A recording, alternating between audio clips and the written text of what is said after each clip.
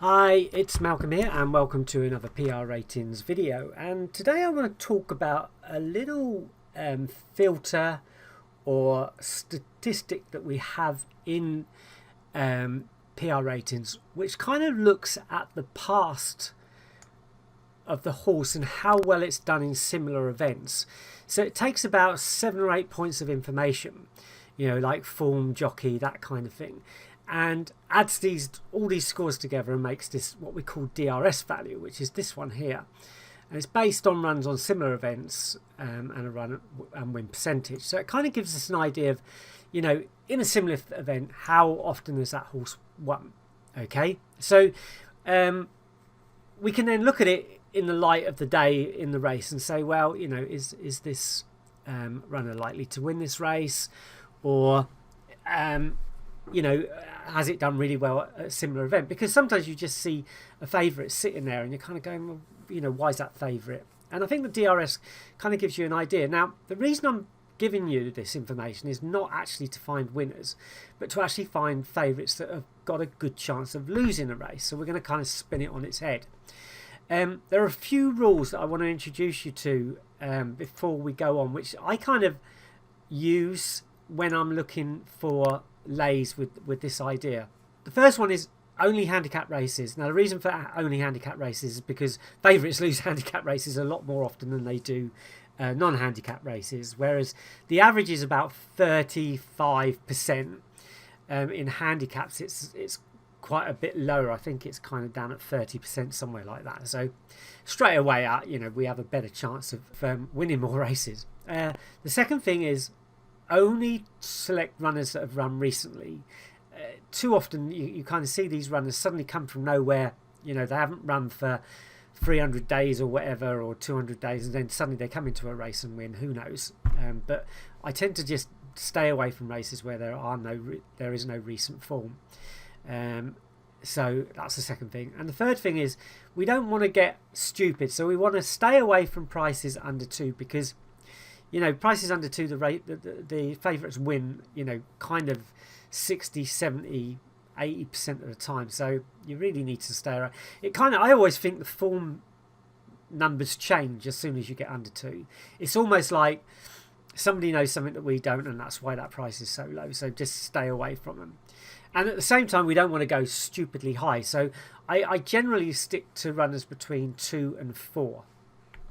Now, you will have to excuse me, I've got kind of bad sinuses at the moment, so I can't breathe quite well. So I probably sound a little bit blocked up, and I'm sorry about that, but I wanted to do this video anyway, so please bear with me. Okay, so what I've done is I've gone back to the first of the month, just to start there with some results, so we can kind of have a look and see where we are. Now, as I said, we're going to choose handicap races only, but we're going to kind of only select them if we've got some information to go on. So as you can see with this runner here, for some reason we haven't got much information to go on, so I'm going to stay away from it, just because basically I don't know, and obviously the BSP price on that one is higher than we want anyway. So what we do is we look for these handicap. This is a handicap chase, 7 runners. Looks like a reasonable race to select, but again, it's over 5, so we won't go for that one. You're going to find that a lot in handicap races, actually. You get these, often you get a really mixed up field. Stakes, maiden stakes, not going to go on that one. Chase novice, prices under 2, as you can see, the runner 1.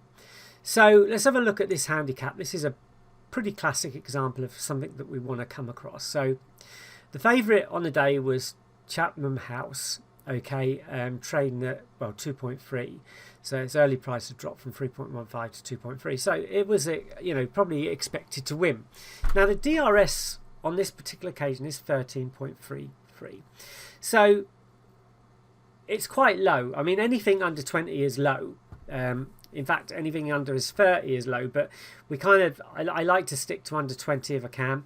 Don't forget, if you can get just 1 lay selection a day, you can win almost 1 point a day minus commission, and that's 30 points a month. So if you can just even find one selection just by doing this kind of thing, then that might be enough to make the kind of profit that you want to make every month. You're not going to get them right, obviously, all the time, but if you stick to, between that two and 4, you're not going to lose, your shirt every time it goes wrong either. So, Cheltenham House is favourite. So let's have a look. We're going to look at its stats as well. There's no reason why you shouldn't look at its stats, just to get an idea of why it might be favourite and why you might want to go against it.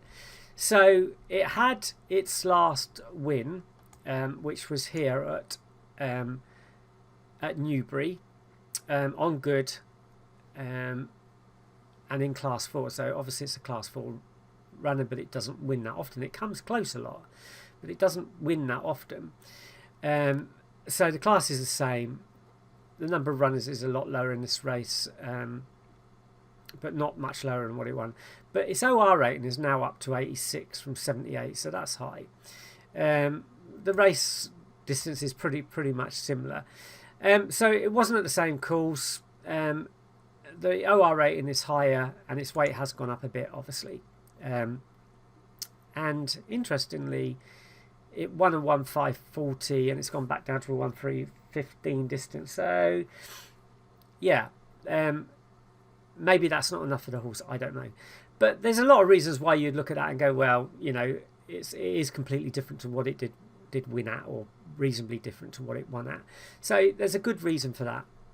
The DRS is low, and as you can see, it actually came second. So it didn't win. So that's a classic kind of example of this idea, where we take the DRS, then we have a quick look at the stats, and then just make the final decision of whether we think we should go for it or not. Now, you aren't going to get these right all the time, as I said, but if you get them enough, you can win profit. So as I said, stay away from zeros. And this is another one, handicap. So came down to 3.65, so it was in that 2 to 4 window. It won last time out, it won last time out. So again, expected to possibly win. 4.55%, so very, very low on that front. If we have a look, now we can, look at the stats and then say, oh no, I really don't fancy that. It's a bit close to what it did before. So this is a Brighton race. It's raced at Brighton quite a few times. Not won that often, but it did win last time. Okay. They put blinkers on. It won last time in a Class 6. OR's gone up to 52. You might not say that's a big jump, but it might be enough of a jump to cause this horse not a problem, along with the extra weight. The distance it won at in that race was 1:5:30, and it's gone back up to 17:51, where it doesn't seem to win. So again, you kind of look at that and go, well, I think that's probably a pretty good choice. I mean, you can't, there are loads of other stats you could obviously bring in to help you as well. I'm just going on this one as a simple way of finding out, whether that's good. Also, have a look at the other runners. I mean, there's plenty of other runners in here. Maybe some of these look more likely that they could win as well. So worth looking at. So we've got another handicap hurdle here. Mr. Universe, again, 17.81, quite low compared to everybody else in the race. Hasn't won for a while, so that's always a good point.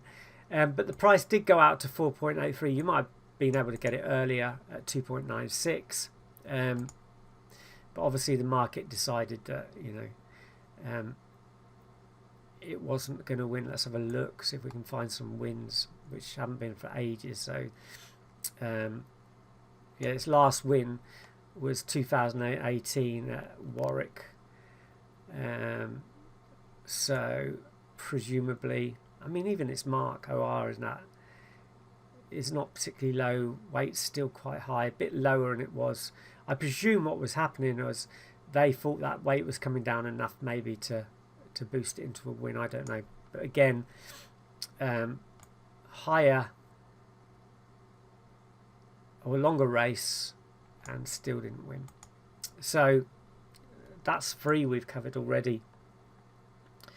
That one was a non-runner, so we could go to these, but this is 75% on this one. These were joint favourites, obviously. You could have argued to go to the 14.63% out of the two of them, and again, you know, you would have won on that. So, you know, that's another one you could possibly take. Zeros on that one, and here's another one, 15.71% Lunar Magic. Now, this might be a little bit more difficult to make an assessment with, because this horse has won a few times. So if we come down, but it hasn't won at Brighton before by looks of it, so it's one there and one there, so it is a Class 6 winner, which is basically what it likes. The mark is 67 now, and the weight is a lot higher as well, 151, 154, 162 now.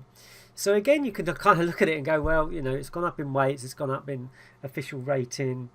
Maybe it is one that we can go on, and again, you would have been right.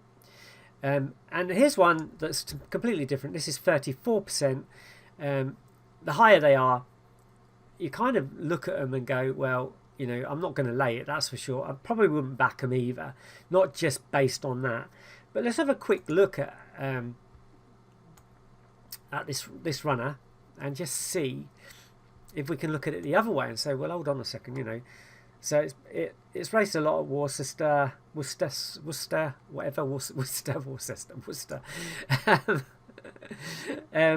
Oh, interesting, it's changed jockey. So you might be thinking, oh God, you know, not going for that, or that would possibly be a lay. But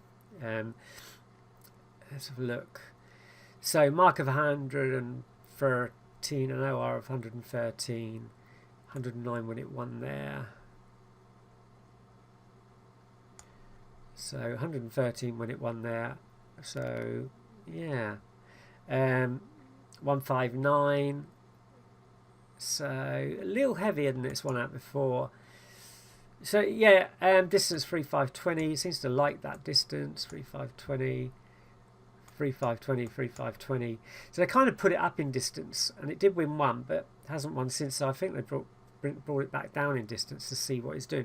So you probably look at that and go, well, it's definitely a good chance of it winning rather than losing. I'm not sure I would back it for a win, but certainly, you know, looking at it.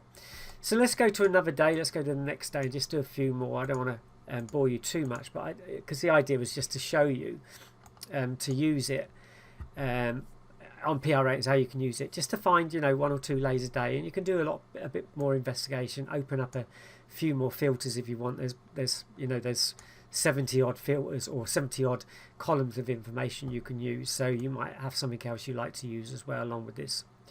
So let's find the handicap. So we got one here, 18.75%, getting a little bit higher. Fifth on this one, 2.68. So again, it was a good price. 6.9 hasn't really done well this year, so probably a good one to look at. Prices were too high in that race, that's for sure. Novice Apprentice. Let's have a look at this one, handicap. So again, quite a low rating of 16.67%. Actually, that wasn't the favourite, was it? Actually, it turned out to be that one, and again, both prices were quite high, so probably wouldn't. This is a good one. Handicap group race, 2.74 was the favourite, 18.18. First last time out. Quick look at it, just to see. So it won at it won at Salisbury last time. Good to firm now. It won at Good, so probably thinking, oh, that's pretty good. On a weight of 128, same mark. So it may well have. Sorry, this one here. Yeah, same mark. Gone down in class. Gone up in class though. So you know that could have easily been something that you kind of said, oh, I'm not too sure about that as well. Same OR obviously, but went up a little bit in weights as well. So, and when it was kind of heavier in class 5, it didn't do as well. So yeah, I don't know. Definitely didn't win, and 18.8, you know, it was probably a good one to go on. 30% again, like I said, I don't often go on them when they're that high. But again, if you have a look at the stats, you might find. Now, here's one that didn't work out for us. But again, look at the BSP. It went from 234 to 183. I don't go under 2s. And you can see that, you know, if you go under 2s, these runners do win a lot. And if you can come up with a strategy where you can win on all of them, you'll be all right. So look at this one. 14.93%. Lots of winners. 3.4 lost the race. We're bound to come across one in a minute that we've got wrong. Let's have a look. Handicap here, 13.33%. DRS, no, we won on that one as well, 282. So I think we're pretty up at the moment. 15%. One on that one. Ah, here we go. So we lost on this one. So 14.29% incinerator. We lost on one. Let's have a look at. We probably lose on more than one. Don't worry about it. But wins. So yeah, we didn't have a lot to go on really. It's same class as that one. We didn't have an OR then. The weight is quite a lot higher as well. Probably would have thought that horse was going to lose that race. You know, there was a good chance. Yeah, you'd have gone for it. But, you know, you're not going to win them all. That's for sure. And here we go again. So this is really low, actually. But there you go. See, this is a classic example where I said, you know, if it's got no form this year, look at this. 2% comes in, wins the race. I don't know. You know, you do wonder where they come from.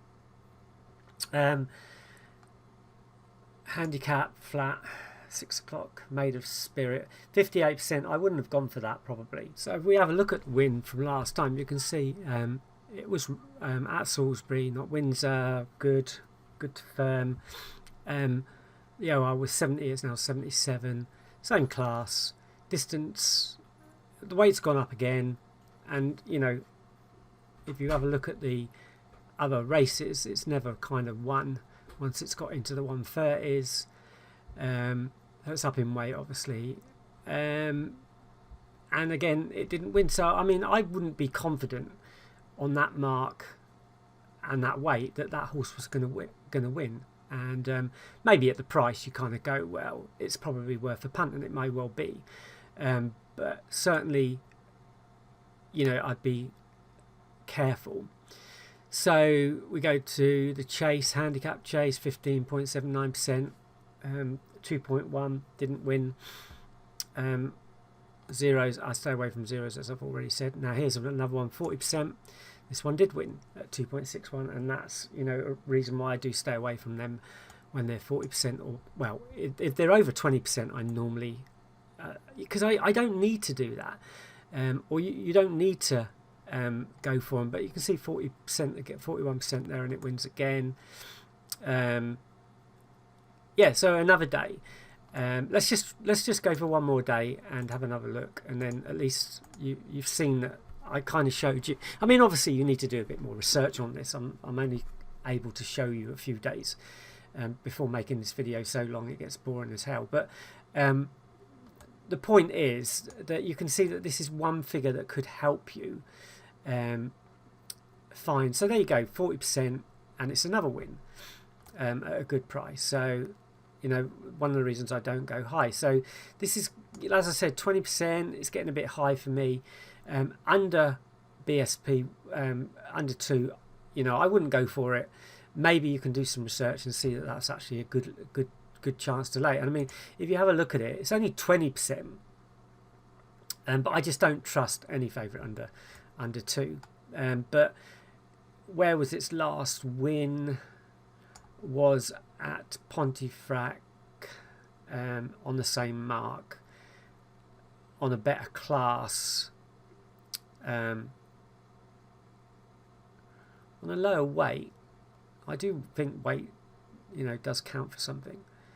But yeah, for some reason everybody thought that horse was going to win, and the price came in. But looking at that, you kind of think, I'm not too sure he would win. But as I said, I never trust horses that go under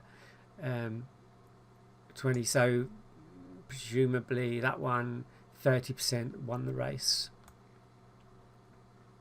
36% didn't win. There we go. 9.38% result fifth at 3.44.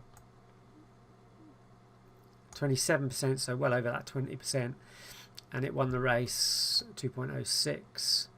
Now here's one we got caught on again. No, BSP under 1.65, so we wouldn't have got caught on that one.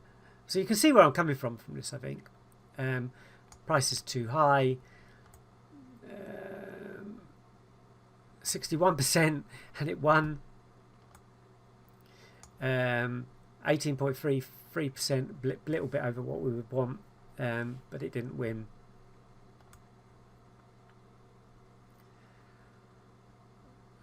Big 50% are there. A lot of runners without any real stats. That's a stakes novice anyway, handicap.